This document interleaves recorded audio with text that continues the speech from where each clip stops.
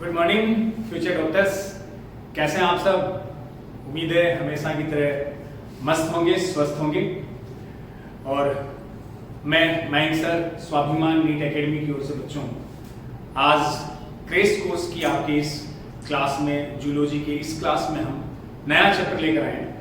अब तक बच्चों क्रेस्ट कोर्स की क्लासेस में हमने डाइजेस्टिव सिस्टम आपको करवा दिया था, रेस्पिरेटरी सिस्टम हो गया था, एनिमल टिश्यू वाला चैप्टर हो गया था, एनिमल किंगडम वाला चैप्टर हमने कर लिया, एक कॉकरोच वाला चैप्टर मैंने स्टार्ट किया है, उसका फर्स्ट लेक्चर हमने कल अपलोड कर दिया था। उम्मीद आप लोगों ने देखा और समझा होगा। अब पैरेलल में बच्चों कॉकरोच तो चलता ही रहेगा, उसको मैं 3 लेक्चर में कवर करवा दूंगा। कॉकरोच का पूरा चैप्टर 1 लेक्चर हो गया, 2 और लेक्चर उसके आ जाएंगे, 3 में वो कॉकरोच पूरा, जिसमें से एक क्वेश्चन आता है बच्चों, साथ साथ चलता रहेगा, आपके टॉपिक कवर हो जाए।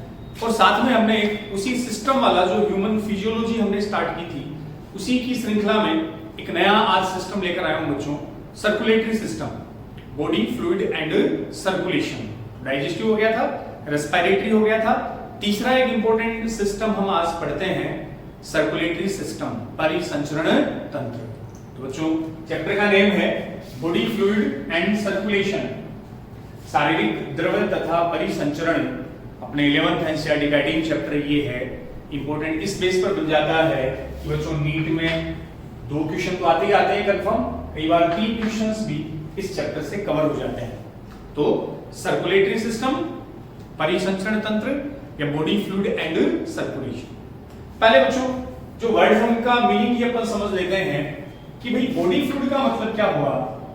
हिंदी में बोला शारीरिक द्रव्य, तो बच्चों नाम से ही मतलब आ रहा है कि बॉडी के अंदर जो फ्लूइड होता है उसको हम बॉडी फ्लूइड बोल सकते हैं। अब उन्हें हमने लोकेशन पोजीशन के बेस पर 2 कैटेगरी में डिवाइड कर दिया, एक तो बच्चों आईसीएफ, एक हमने लिखा ईसीएफ। आईसीएफ तो अपने को पता है इंट्रासेलुलर फ्लूइड, क्या बोला, अंतः कोशिकीय द्रव्य। ये तो वो फ्लूइड है बच्चों जो सेल के कहां मिलेगा, अंदर मिलेगा, जैसे साइटोप्लाज्म अंदर है। और इसमें जो पोटेशियम की कंसंट्रेशन है वो सोडियम से ज्यादा होगी, ये ध्यान रखना, पोटेशियम ज्यादा है कंपेयर टू सोडियम सेल के अंदर। दूसरी बच्चों कैटेगरी है ईसीएफ, एक्स्ट्रा सेलुलर फ्लूइड, बाह्य कोशिकीय द्रव्य, ये सेल के बाहर होगा। इसी को क्या बोला जा सकता है, टिश्यू फ्लूइड, उत्तक द्रव्य। इसी को बोलते हैं इंटरस्टिशियल फ्लूइड, अंतराली द्रव्य। बच्चों नाम एलन नेम्स के हैं। ये जो सेल्स के बाहर होगा, आउटर फ्रॉम द सेल होगा, वो ईसीएफ, एक्स्ट्रा सेलुलर फ्लूइड। इसमें सोडियम की कंसंट्रेशन पोटेशियम से ज्यादा। तो क्वेश्चन आयन से रिलेटेड आ जाए तो आईसीएफ के अंदर पोटेशियम ज्यादा, सेल के बाहर सोडियम ज्यादा। और वैसे बच्चों अगर आपके बॉडी की बात आ जाए कि most abundant cation of body, शरीर में सर्वाधिक मिलने वाला धनायन, बॉडी की बात आए तो बिल्कुल आपका आंसर क्या जाएगा, कैल्शियम। ये सबसे ज्यादा बॉडी में होता है। और अगर ईसीएफ की बात आए तो सोडियम, आईसीएफ की बात आए तो पोटेशियम। क्लियर, ये तो बॉडी के फ्लूइड हो गए। अब सर्कुलेशन का मतलब बच्चों परिसंचरण, परिवहन। तो सर्कुलेशन का मीन हो गया ट्रांसपोर्टेशन ऑफ डिफरेंट मटेरियल, विभिन्न पदार्थों का परिवहन करना, एक जगह से उन्हें दूसरी जगह लेकर जाना। जैसे आपको ब्रीदिंग वाले में बताया था कि ऑक्सीजन, CO2 एल्वियोलाई से टिश्यू, टिश्यू से एल्वियोलाई, ये जो आना जाना है बच्चों, दैट्स कॉल्ड सर्कुलेशन। और ये लाने ले जाने की रेस्पॉन्सिबिलिटी, उत्तरदायी कौन है, तो वही लाल रंग का जो तरल है जिसको आप ब्लड बोलते हो, वो विभिन्न मटेरियल को क्या करता है, ट्रांसपोर्ट। और उस प्रोसेस को हम क्या बोल देंगे बच्चों, सर्कुलेशन। तो ट्रांसपोर्टेशन ऑफ डिफरेंट मटेरियल, वो मटेरियल वो गैसेस भी हो सकती है, वो ग्लूकोज पचित भोजन भी हो सकता है, वो बच्चों हार्मोन भी हो सकते हैं, वो यूरिया वगैरह एक्सक्रीटरी प्रोडक्ट भी हो सकते हैं। तो इन सारे प्रोडक्ट को लाना ले जाना ब्लड की जिम्मेदारी है और उस प्रोसेस को हम बोल देंगे सर्कुलेशन। क्लियर। तो इस चैप्टर में हम डिस्कस करेंगे एक तो बॉडी फ्लूइड की, शरीर के द्रव्य की, जिसमें मेन अपना ब्लड आएगा। ब्लड बच्चों जनरली ईसीएफ में कंसीडर करते हैं हम, सेल के बाहर ब्लड, प्लाज्मा, लिम्फ, ये सारा इसी में आता है। ब्लड भी आएगा, लिम्फ भी आएगा, और उसके थ्रू मटेरियल को लाना ले जाना सर्कुलेशन हो जाएगा। अब ये जो चैप्टर है बच्चों, देखो एक तो इसमें आप ब्लड की बात करोगे, लाने ले जाने का काम ब्लड का है। ब्लड बहेगा किसमें?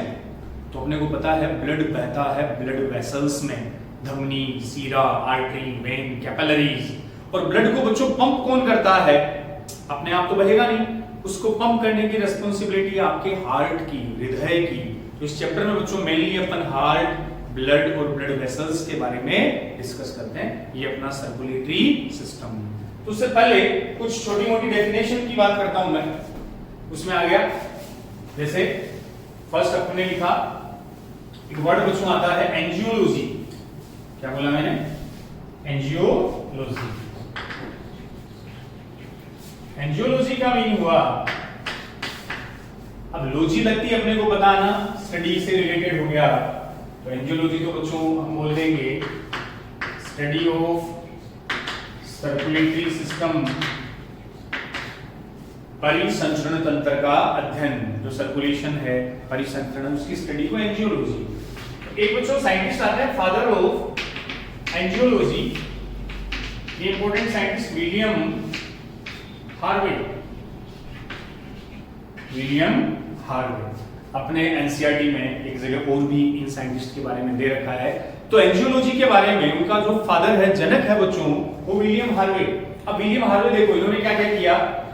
एक तो डिस्कवर किया था डबल सर्कुलेशन,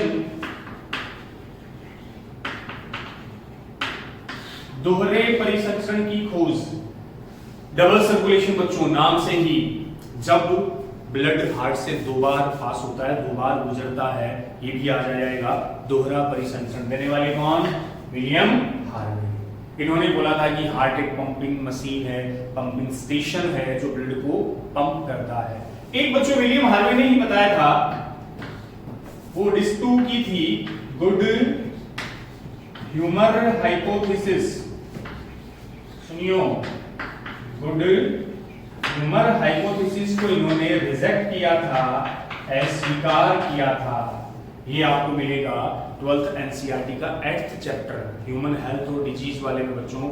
उस चैप्टर का जो पहला पैरा है वही आपको दिया हुआ मिल जाएगा, गुड ह्यूमर हाइपोथेसिस। हिंदी में बता रखा है अच्छे तरल की परिकल्पना। अच्छे तरल की परिकल्पना, इसको रिजेक्ट किया था। देखो क्या थी ये, तो सिंपली आपको बता दूं, पहले स्टार्टिंग में मानते थे कि बॉडी का जो बच्चों ह्यूमर है, ह्यूमर जो बड़ा है ना, ह्यूमर ये लिक्विड तरल से होता है। तो स्टार्टिंग में मानते थे कि अगर बॉडी का ह्यूमर, तरल, ब्लड ये अगर सही है, संतुलित है, बैलेंस्ड है, तो वो व्यक्ति स्वस्थ होता है, हेल्दी होता है। तो मतलब पहले स्वास्थ्य को, हेल्थ को ह्यूमर से जोड़ा जाता था। ह्यूमर का मतलब शरीर का तरल, अगर वो संतुलित है तो हम हेल्दी हैं, पुराने टाइम में मानते थे। जैसे एक लाइन भी दे रखी है कि अगर किसी में पित्त का कलर, बाइल जो होता है ना पित्त, वो अगर बच्चों काला है तो उन व्यक्तियों के बुखार होती है, पुराने टाइम में ऐसे मानते थे। लेकिन बाद में विलियम हार्वे ने ही देखा, इन्होंने थर्मामीटर का यूज किया। किसका बच्चों? थर्मामीटर। और जिन व्यक्तियों का पित्त बाइल ब्लैक कलर का था, उनका थर्मामीटर डाल के चेक किया तो देखा इन्होंने कि टेम्परेचर तो बराबर था, समान था, नॉर्मल था। तो इन्होंने कहा कि ऐसा कुछ नहीं होता, कि जो ह्यूमर है उनसे हेल्थ कनेक्टेड होती है। तो इन्होंने गुड ह्यूमर हाइपोथेसिस को क्या कर दिया? रिजेक्ट कर दिया। कैसे? ब्लैक बाइल वाले व्यक्तियों में थर्मामीटर द्वारा टेम्परेचर को नॉर्मल दर्शाया, तो उनमें कहीं कोई बुखार या फीवर नहीं था। तो दो जगह यूज हो गया, इसमें इंपॉर्टेंट है। फादर ऑफ एंजियोलॉजी, इन्होंने बच्चों किसके बारे में बताया? दोहरा परिसंचरण, डबल सर्कुलेशन के बारे में बताया। और गुड ह्यूमर हाइपोथेसिस को रिजेक्ट किया, अस्वीकार किया, विलियम हार्वे। चलिए आगे बच्चों, एक और साइंटिस्ट पे, साइंटिस्ट तो क्या ब्रांच का नेम से याद रखो, कार्डियोलॉजी नाम से आ जाएगा। कार्डियो टर्म हार्ट के लिए यूज करते हैं। तो हृदय, study of heart and their function, हृदय तथा उसके कार्यों का अध्ययन कार्डियोलॉजी कहलाएगा। और इसी से बच्चों एक वर्ड बन गया कार्डियोलॉजिस्ट। कार्डियोलॉजिस्ट जो हार्ट स्पेशलिस्ट डॉक्टर होते हैं बच्चों। अपने में से कई बच्चे एमबीबीएस करने के बाद, डॉक्टर बनने के बाद जो अलग अलग ब्रांचेज होती है बच्चों, सर्जरी की ब्रांच में आते हैं, कार्डियोलॉजिस्ट भी अपने में से बनेंगे। जो हार्ट स्पेशलिस्ट डॉक्टर होते हैं उन्हें कार्डियोलॉजिस्ट बोलते हैं बच्चों। तो कार्डियोलॉजी हो गया study of heart and their function. आगे आते हैं अपन नेक्स्ट बच्चों। अब जो सर्कुलेशन है इसे बेसिकली दो टाइप में डिवाइड करते हैं, परिसंचरण के दो प्रकार जो अपन टैक्सोनॉमी में भी पढ़ के आए थे। एक ओपन टाइप सर्कुलेशन होता है, एक क्लोज टाइप। दो टाइप के सर्कुलेशन बता रखे हैं, खुला परिसंचरण और बंद परिसंचरण। ओपन को ही बच्चों एक लेक्यूनर वर्ड भी यूज करते हैं, खुला और बंद। सिंपल सा डिफरेंस है। वो डिफरेंस ये है कि स्टार्ट में हमने बोला था कि ब्लड बच्चों किस में बहता है, ब्लड वेसल्स में। अब ब्लड वेसल्स वो आर्टरी है, धमनी है, ब्लड वेसल्स वेन है। आर्टरी वेन को बच्चों जोड़ने वाली हम मान लेते हैं ये क्या है, कैपिलरी।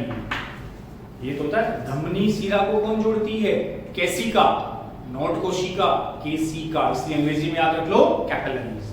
तो artery vein connected by capillaries. तो अगर बच्चों कैपिलरी है तो ब्लड कभी भी वेसल्स के बाहर नहीं आएगा, हमेशा वाहिनियों के अंदर बहेगा।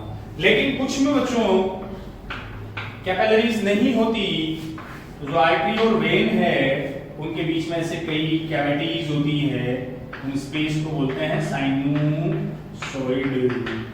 ये रक्त के अवकाश होते हैं, ब्लड भरे हुए ब्लड फिल्ड कैविटीज होती है। अब बच्चों इनमें रक्त आर्टरी और वेन से बाहर आता है। तो सिंपल सी बात है, ओपन मेन डिफरेंस ये है, खुले में ओपन जो सर्कुलेशन है उसमें कैपिलरी केशिकाएं नहीं होती, क्लोज में बच्चों कैपिलरीज प्रेजेंट होती है। कैपिलरीज को हिंदी में क्या बोला, केशिकाएं। ठीक है। दूसरा, ओपन में ये ब्लड फिल्ड कैविटीज साइनोसॉइड मिलते हैं। साइनोसॉइड बच्चों एक्चुअल में रक्त से भरे अवकाश होते हैं, ये जनरली इधर नहीं मिलते। तो ऐसी बड़ी बड़ी कोटर कैविटी जिसमें रक्त भरा रहता है, क्योंकि ओपन है तो कभी ना कभी रक्त तो वेसल्स के बाहर आएगा। इनमें बच्चों जो रक्तदाब है, ब्लड प्रेशर वो कम होता है, और जो क्लोज वाला है इनमें जो रक्तदाब है वो हाई होता है, उच्च होता है। तो ब्लड का जो प्रेशर है वो ओपन में तो ब्लड बाहर आ गया तो लो रहेगा, अपने अंदर हमेशा वेसल्स के अंदर बहता है तो वो हाई रहता है। एक और बच्चों, ओपन में जो ब्लड है वो डायरेक्टली टिश्यू और सेल्स के कांटेक्ट में रहता है, या यूं कहें तो सेल्स और टिश्यू सीधे ब्लड में डूबे रहते हैं, बाथ्ड इन ब्लड। जबकि क्लोज में blood never contact with tissue. ये एक देखो डिफरेंस सुन लेना। अपने में क्लोज में क्या होता है, जैसे मान लो ये बच्चों सेल है, वो टिश्यू है, ये मान लो आगे ब्लड वेसल्स, ये आर्टरी है, वेन है, बीच में कौन है, कैपिलरी। अब आर्टरी बच्चों तो प्योर ब्लड लाएगी, ऑक्सीजन वगैरह लाएगी। अब ऐसा नहीं कि अपने में जो ब्लड है, जो रक्त है, वो सीधा सेल्स के कांटेक्ट में है, अपने में कभी नहीं आता। ब्लड और सेल्स के बीच में स्पेस होता है। देखो ये सेल्स और ब्लड के बीच में यहाँ एक फ्लूइड बना रहेगा, इसी फ्लूइड को बच्चों बोल देंगे ECF या टिश्यू फ्लूइड। तो जो ऑक्सीजन ब्लड लेकर आएगी उस O2 को पहले किसे देंगे, ECF को। ECF से वो ऑक्सीजन बच्चों किसे मिल जाएगी, सेल्स को। तो सेल और ब्लड के बीच का जो एक्सचेंज है, जो विनिमय है, जो ट्रांसफर है, वो किसके थ्रू होता है, एक्स्ट्रा सेलुलर फ्लूइड या टिश्यू फ्लूइड। बड़ा डिफरेंस है। ये ओपन में जो ब्लड है वो सीधा टिश्यू और सेल्स के कांटेक्ट में रहता है, और बच्चों टिश्यू और जो सेल्स है वो डायरेक्टली बाथ्ड इन ब्लड, सीधे उसी में डूबी रहती है। जबकि क्लोज बंद में रक्त कभी भी ऊतकों के सीधे संपर्क में नहीं आता, never contact with, directly contact with tissue और सेल्स, क्योंकि दोनों के बीच में कौन मिलेगा, टिश्यू फ्लूइड प्रेजेंट होता है। इधर ये टिश्यू फ्लूइड जैसी स्ट्रक्चर नहीं होती। अब एग्जांपल बच्चों, क्लोज के एग्जांपल मैंने आपको टैक्सोनॉमी में बता दिए थे। तीन है बंद परिसंचरण के एग्जांपल देख लेना। एक तो आपको बताया था एनेलिडा, एक बच्चों अपने वाला फाइलम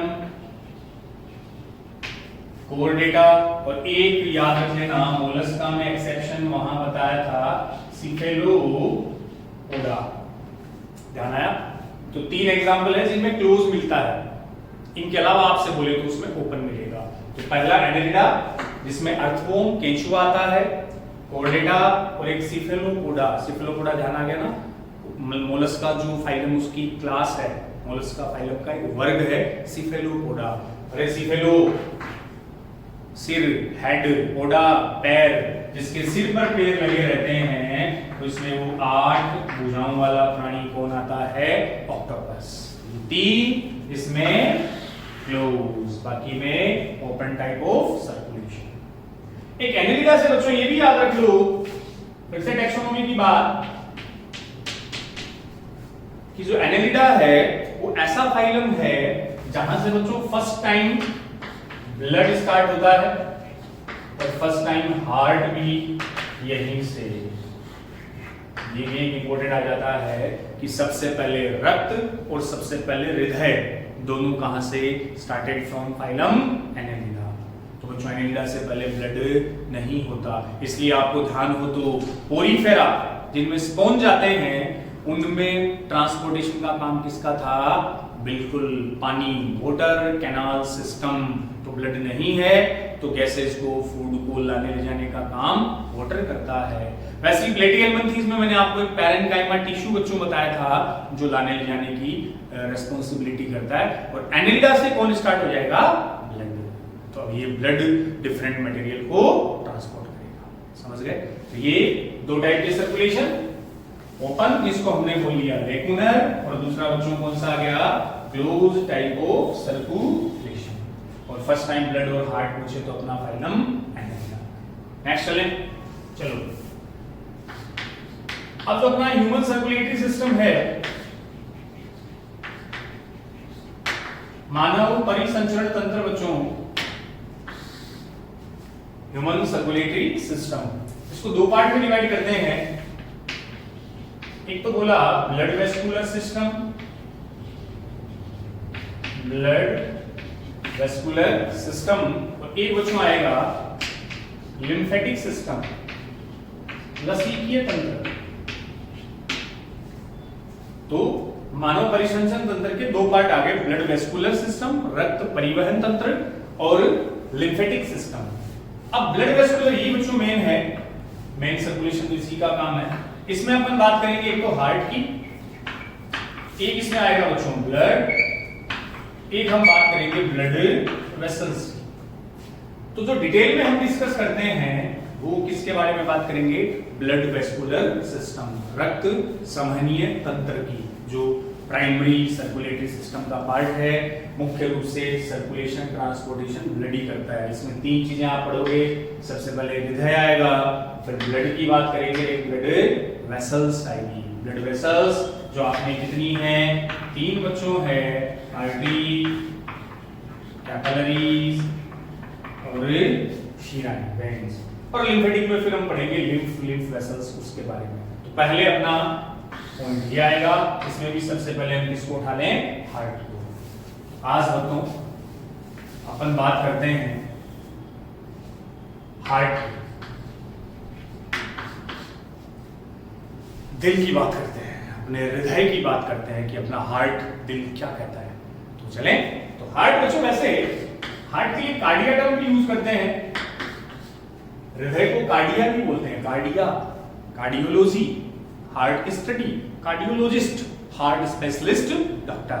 तो हार्ट जो है उसमें अपने वाले हार्ट पे आने से पहले कुछ जनरल अपन बच्चों इसके आइडिया ले लेते हैं कि जो हार्ट है, जैसे अलग अलग टाइप के बता रखे हैं, ट्यूबुलर हार्ट, ट्यूबुलर का मतलब नलिका रूपी हृदय, वो हमने कॉकरोच में आपको पैरेलल चला रखा है मैंने, कॉकरोच सिलेबस में है बच्चों, इसलिए क्वेश्चन आ सकता है कि जो कॉकरोच का हृदय है वो ट्यूबुलर होता है, नलिका रूपी होता है, और कॉकरोच एक इंसेक्ट है, कीट है। ऐसे ही लेटरल हार्ट के बच्चों अर्थों में आता है, केंचुआ, केंचुआ is member, earthworm is member of phylum Annelida.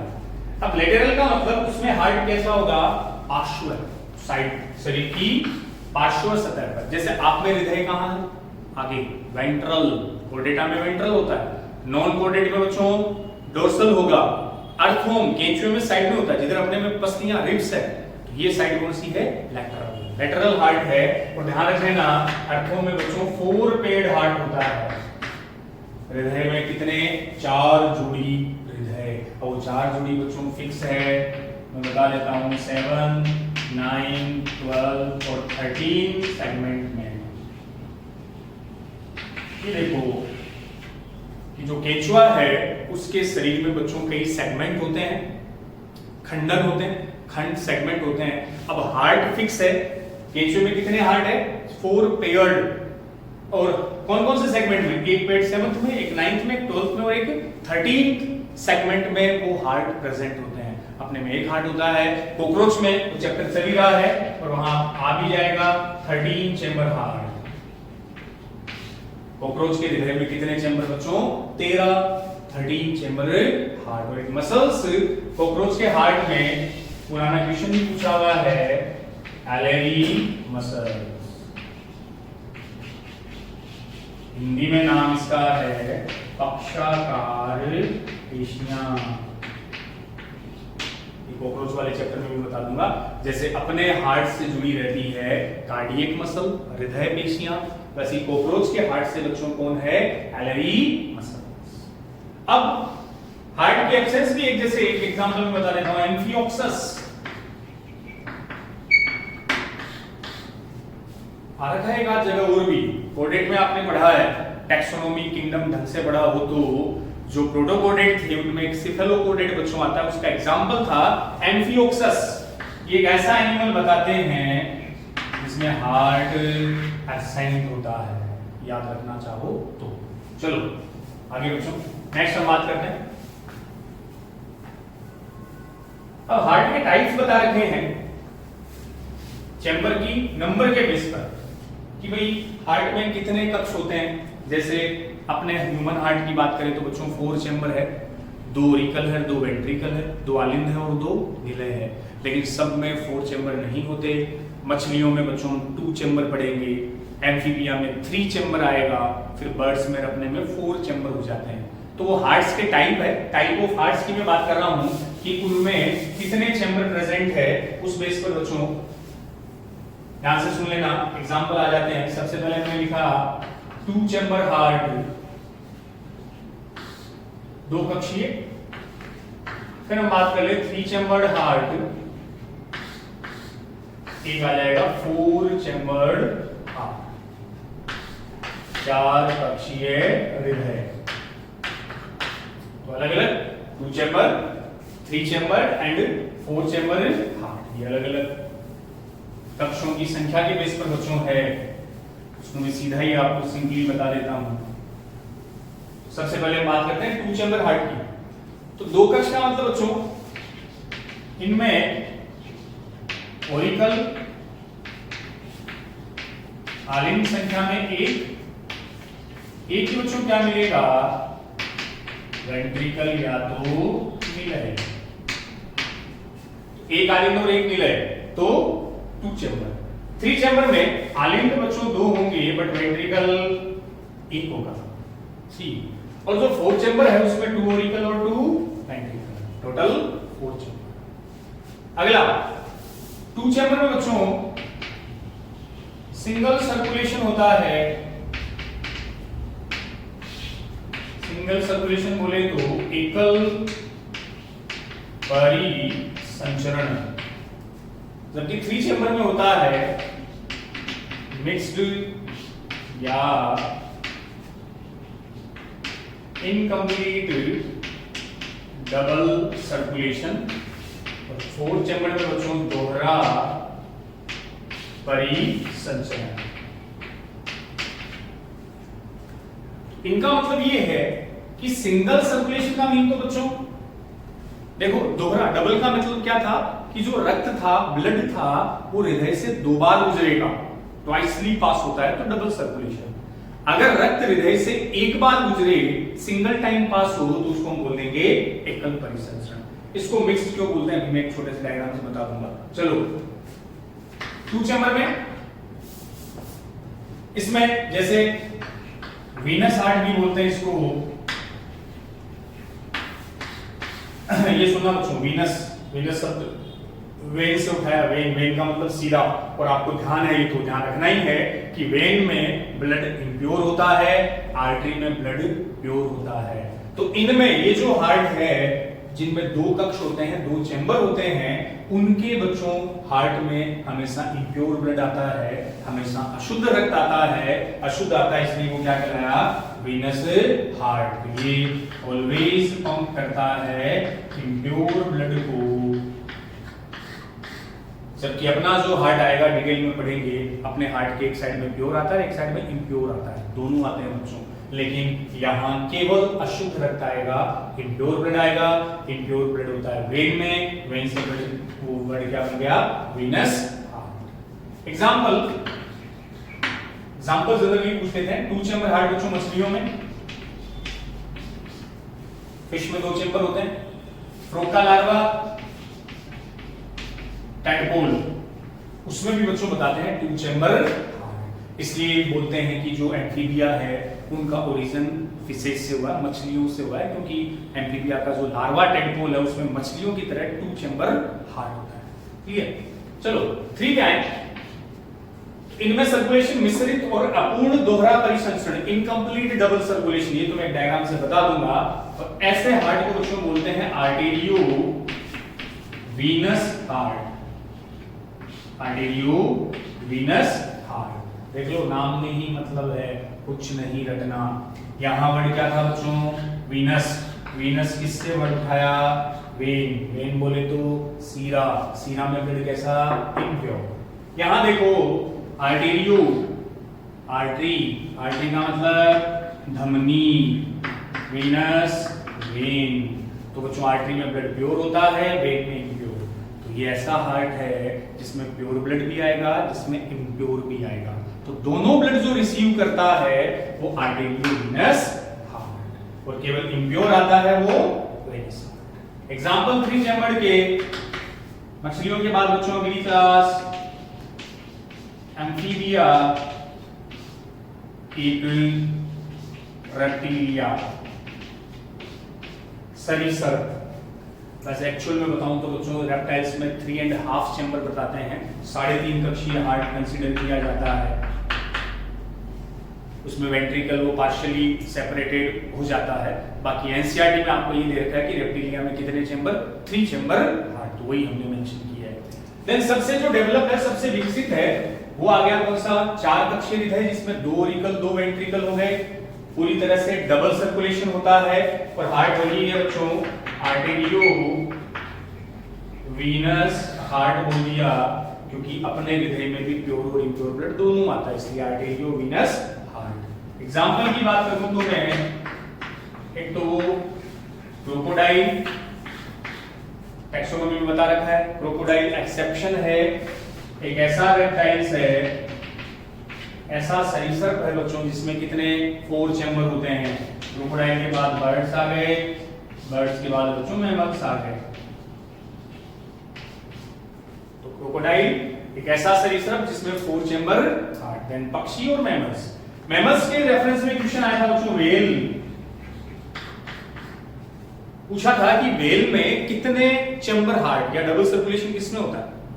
तो वेल पता ना, पानी में रहती है बट है क्या, मछली नहीं है, वेल मैमल्स है। अरे वही वेल, फिर याद करो taxonomy, Balaenoptera, blue whale, largest animal on earth. तो वेल में नीट का पुराना क्वेश्चन, सर्कुलेशन कैसा, डबल, क्योंकि हार्ट में चैम्बर कितने, 4, 2 ऑरिकल और 2 वेंट्रिकल। अब मैं थोड़ा सा बता देता हूं उसके बारे में। तो आगे ना समझ, 2 चैम्बर में बच्चों 1 ऑरिकल 1 वेंट्रिकल, सीधी सी बात है। 3 चैम्बर आ गए तो 2 ऑरिकल बट वेंट्रिकल अभी भी 1, और 4 चैम्बर की बात करें तो 2 ऑरिकल के साथ 2 वेंट्रिकल। अब देखो मिक्स्ड का क्या लफड़ा है, मिश्रित परिसंचरण या इनकम्प्लीट डबल, अपूर्ण दोहरा परिसंचरण। ये बच्चों क्या होता है, इसको देखो, इसलिए बता रहे हैं डिटेल में क्योंकि इसमें एम्फीबिया मेंढक फ्रॉग आता है, तो फ्रॉग के कई बार क्वेश्चन आ जाते हैं बच्चों। तो जैसे 3 चैम्बर में एक सिंपली डायग्राम से बना के मैं बता देता हूं।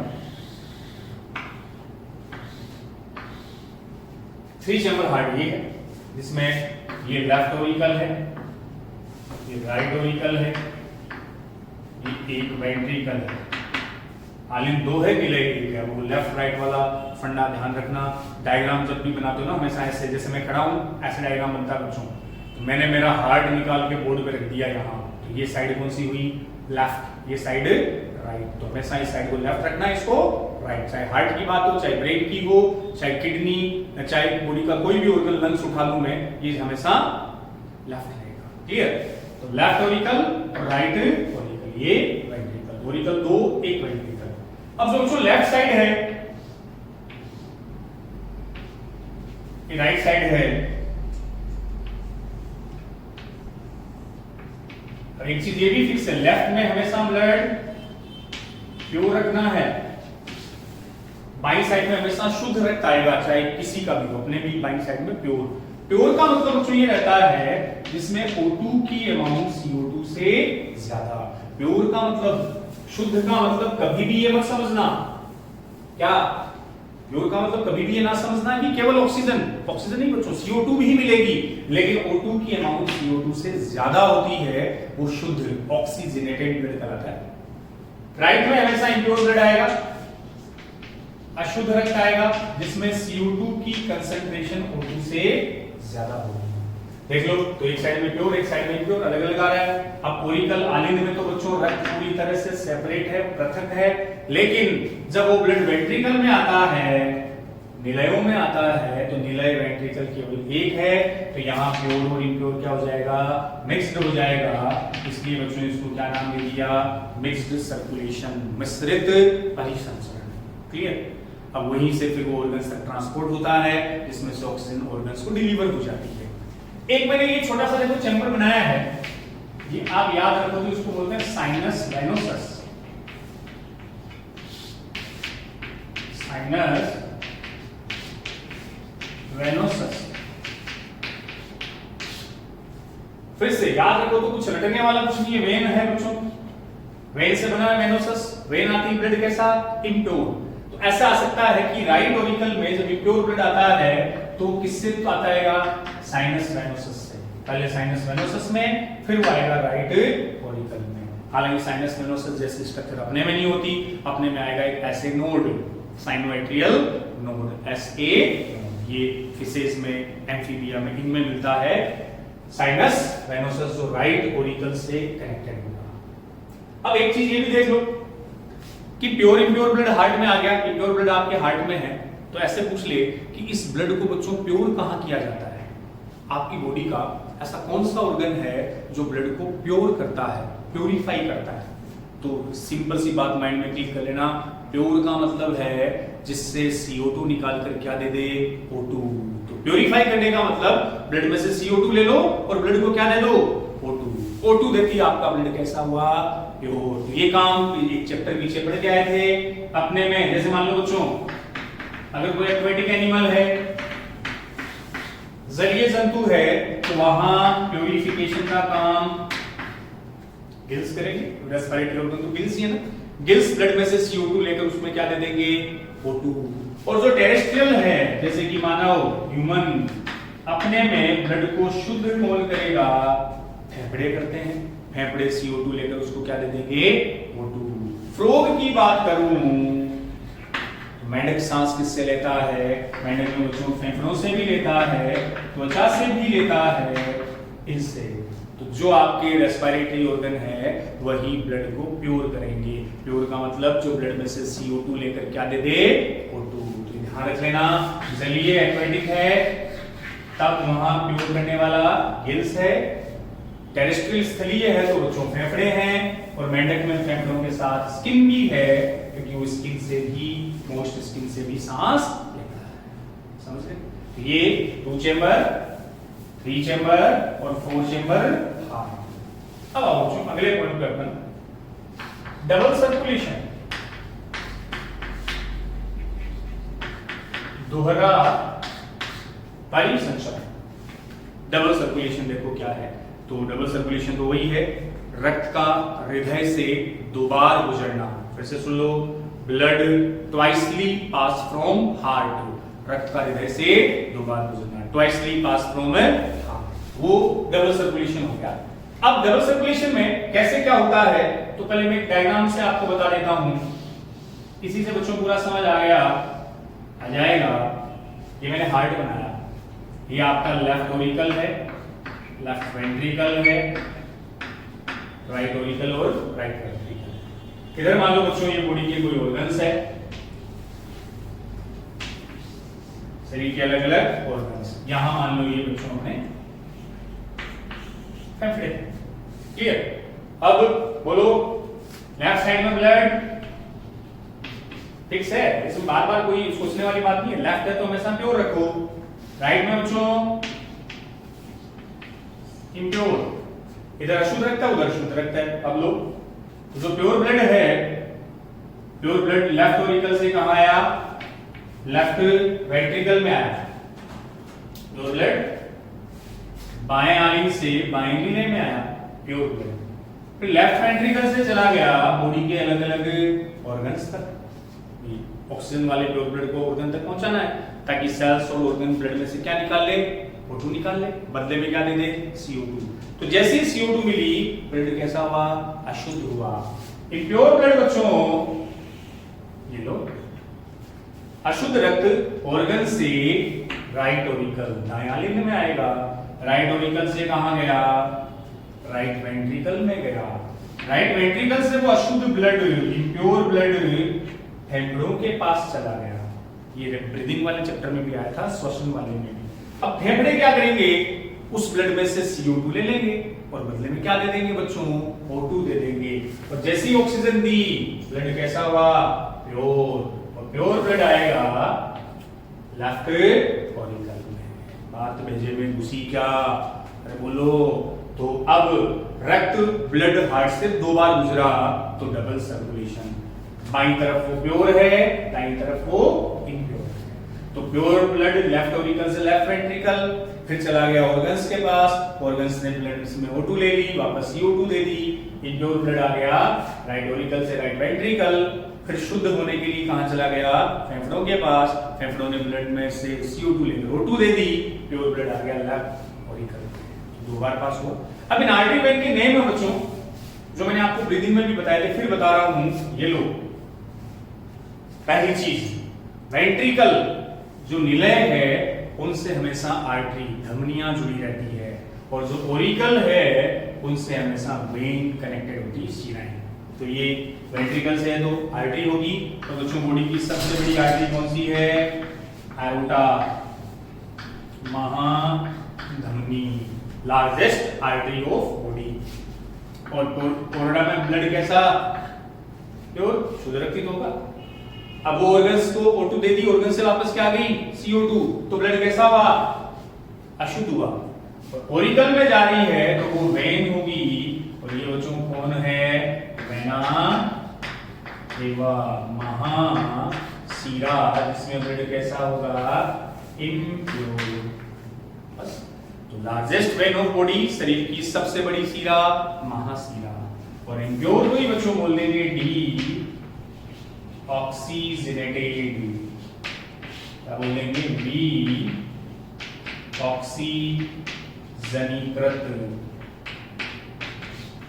डीऑक्सीजनेटेड, अशुद्ध रक्त, O2 कम। तो इम्प्योर ब्लड वेना केवा ने दे दिया राइट ओरिकल को, राइट ओरिकल से राइट वेंट्रिकल, अब वेंट्रिकल से जुड़ी हुई तो आर्टरी होनी है। अब फेफड़ों के पास जाती है तो बच्चों ने की वो अपवाद वाली आर्टरी है, पल्मोनरी आर्टरी, फुफ्फुसीय धमनी, फुफ्फुसीय धमनी। हम तो बोलते हैं आर्टरी में ब्लड प्योर होता है, लेकिन ये एक एक्सेप्शन है बच्चों, इस आर्टरी में ब्लड कैसा होगा, इम्प्योर। ये इंपॉर्टेंट। अब अशुद्ध रक्त फेफड़ों के पास आ गया, फेफड़ों ने CO2 लेकर O2 दे दी, ब्लड कैसा हुआ, प्योर। ये कलाई पल्मोनरी वेन, फुफ्फुसीय शिरा, ये भी एक अपवाद, एक्सेप्शन है, एक ऐसी वेन जिसमें प्योर ब्लड मिलता है, पल्मोनरी वेन। फ्लोर को क्या बोल सकते हो, ऑक्सीजनेटेड। ये लो, आया समझ। तो ये लेबलिंग नाम आ सकते हैं। लेफ्ट वेंट्रिकल से प्योर ब्लड लेके कौन गई, एरोटा, जो बड़े बॉडी की बच्चों सबसे बड़ी आर्टरी है, इसमें ब्लड प्योर होता है, ऑर्गन्स तक वो प्योर ब्लड की सप्लाई करेगी। बदले में CO2 आ गई, ब्लड इम्प्योर हुआ, लेकर कौन गई, महाशिरा वेना केवा, कहाँ लेकर गई, राइट ऑरिकल, वहां से राइट वेंट्रिकल। अब उस इम्प्योर ब्लड को कहाँ भेज दो, लंग्स तक। कौन, पल्मोनरी आर्टरी, फुफ्फुसीय धमनी, एक ऐसी धमनी जिसमें ब्लड कैसा है, इम्प्योर।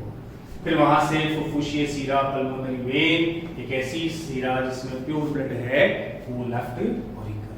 तो ब्लड हार्ट से बच्चों कितनी बार गुजरा, 2 बार गुजरा, इसलिए हम इसको क्या बोल देंगे, डबल सर्कुलेशन। और अपने में चूंकि 4 चैम्बर है, तो बच्चों प्योर और इम्प्योर ब्लड अपने में कभी मिक्स नहीं होता, कभी मिश्रित नहीं होता, पूरी तरह से पृथक रहता है, सेपरेट रहता है। अब एक चीज और यहां देखना बोर्ड पे बच्चों, कि डबल सर्कुलेशन को ऐसे भी बोल देते हैं, डबल सर्कुलेशन, दोहरा परिसंचरण। इसी की खोज की थी उस विलियम हार्वे ने, उन साइंटिस्ट ने इसको ही बताया था। तो डबल सर्कुलेशन का एक भी बच्चों ये भी है कि 2 सर्कुलेशन मिलते हैं। कैसे, एक को तो मैं नाम दूंगा पल्मोनरी सर्कुलेशन, फुफ्फुसीय परिसंचरण, दूसरे को मैं नाम दूंगा सिस्टेमिक सर्कुलेशन, दैहिक परिसंचरण। देखना बोर्ड पे, डबल सर्कुलेशन में अपने 2 आ गए, एक तो पल्मोनरी आ गया, दूसरा सिस्टेमिक। पल्मोनरी तो वो है जो हार्ट और किससे कनेक्ट है, लंग्स से, फेफड़ों से। और फेफड़ों का दूसरा नाम क्या बताएगा आपको, पल्मोनस। फेफड़ों को बच्चों पल्मोनस भी बोलते हैं। ये तो पल्मोनरी सर्कुलेशन, फुफ्फुसीय परिसंचरण, जिसमें फेफड़े इंक्लूड है, लंग्स शामिल है, और जिसमें बॉडी के ऑर्गन शामिल है, उसे बच्चों बोलेंगे सिस्टेमिक सर्कुलेशन, हिंदी में दैहिक परिसंचरण। तो 2 सर्कुलेशन आ गए, पल्मोनरी, सिस्टेमिक 2 है, तो क्या नाम दे दिया, डबल सर्कुलेशन। अब इन दोनों में से बड़ा सर्कुलेशन कौन सा होगा, सीधा सा माइंड में आ रहा है कि भाई इसमें तो हार्ट के साथ कौन है, लंग्स है, इसमें हार्ट के साथ बॉडी के सारे ऑर्गन है। तो ये दैहिक जो सिस्टेमिक सर्कुलेशन है, ये लार्ज सर्कुलेशन होगा, पल्मोनरी की तुलना में बड़ा होता है, क्योंकि इसमें होल बॉडी ऑर्गन्स इंक्लूड होते हैं। हिंदी एनसीईआरटी में बच्चों सिस्टेमिक को क्रमिक लिख रखा है, वो गड़बड़ है, उसकी जगह आप सिस्टेमिक या तो क्या वर्ड याद रख लो, दैहिक परिसंचरण। अब इसको थोड़ा सा ओपन करके भी समझा रखा है, जैसे बच्चों इसमें आ गया पहला पल्मोनरी सर्कुलेशन। पल्मोनरी में क्या क्या इंक्लूड है, तो आओ बोर्ड पे, बस पल्मोनरी का मतलब फेफड़े आने चाहिए। अब देखो फेफड़े में ब्लड कहां से आ रहा है, देखना बोर्ड पे बच्चों, बोर्ड से राइट वेंट्रिकल से लंग्स, लंग्स से कहां, लेफ्ट ऑरिकल। तो राइट वेंट्रिकल, लंग्स और left auricle, it's part of pulmonary circulation. तो इसमें कौन कौन आया, right ventricle, right ventricle to lungs, lungs to left auricle, ये कराया पल्मोनरी सर्कुलेशन। ठीक ऐसे ही हमने बोला कि भाई ये सिस्टेमिक सर्कुलेशन क्या है, सिस्टेमिक ये वाला जिसमें बॉडी के अलग अलग ऑर्गन शामिल है। तो देख लो, ऑर्गन्स तक कौन लेके जा रहा है, left ventricle to organ, organ to right auricle. इसको ऐसे लिख लो, left ventricle to different body organs, then right auricle. ये कहलाएगा सिस्टेमिक सर्कुलेशन। तो there are 2 type of circulation in double circulation. First we call pulmonary and another is systemic. In pulmonary circulation we included lungs with the left part of heart. while for the right part of heart with lungs, while systemic circulation included left part of heart and different body organs. Systemic circulation is larger than pulmonary circulation because in systemic circulation बच्चों किसको include किया? Whole body organs को। Clear? तो आज ये heart की बात हमने की, हालांकि इनिशियल पार्ट बच्चों स्टार्ट हुआ है। हार्ट में हम डिस्कस कर लेते हैं कि भाई जो आपके पास या बॉडी फ्लूइड हो सर्कुलेशन में लूँ तो मैं बॉडी फ्लूइड में आ जाएगा कि आपकी बॉडी में दो टाइप के आ गए। एक तो कौन सा आ गया? एक्स्ट्रा सेलुलर, एक आ गया इंट्रा सेलुलर फ्लूइड। आईसीएफ तो सेल के अंदर होगा, ईसीएफ सेल के आपको बाहर मिलेगा और उसी में हम बता देंगे कि सर्कुलेशन का mean transportation of different material बच्चों हो गया। देन नेक्स्ट अगर अपन चलें तो इसमें ब्लड वेस्कुलर सिस्टम में हार्ट, ब्लड और blood vessels, two type of circulation, open और क्लोज। क्लोज वाले को एग्जांपल याद रख लियो। फर्स्ट टाइम ब्लड और हार्ट आपको एनेलिडा से स्टार्ट करना है। देन हार्ट में बच्चों थोड़ा सा इनिशियल अपन ने बताया था 2 चैम्बर, 3 चैम्बर, 4 चैम्बर। उसके बाद हमने डबल सर्कुलेशन के बारे में स्टडी की।